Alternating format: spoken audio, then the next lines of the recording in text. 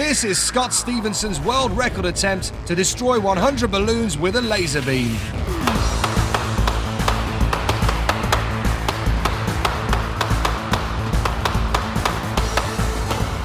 It paused for quite a while on that last balloon.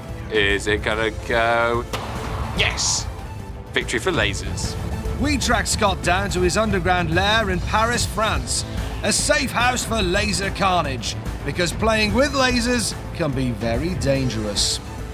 Really wanted to do something that I'd never done before.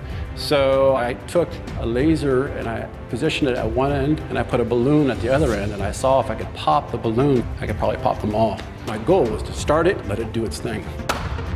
The laser is heating up the surface of the balloons, and so the molecular bonds inside the rubber are starting to loosen up because of the heat that moves the molecules around, until the bonds are not strong enough to hold the rubber together, and then boom, it pops.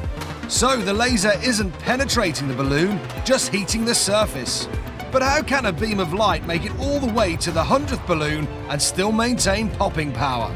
So lasers are created when you excite an atom with a voltage. The electron releases a photon, and when these photons bounce back and forth between two mirrors, they actually help create this laser as the light becomes more and more focused every time it bounces back and forth. A laser doesn't have more power than a light bulb. The only difference is the laser power is extremely concentrated. And that's why you can keep a laser going for a lot longer distances than you can white light.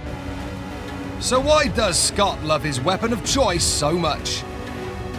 The beam is quite remarkable in how visible it is. I think that's probably the main reason why I'm such a fan of it, because that beam is just so spectacularly visible and unmistakable. Unmistakable indeed. But Scott doesn't spend too long staring at his lasers. When we got there, he had moved on to his latest experiment. Laser versus 100 pieces of touch paper.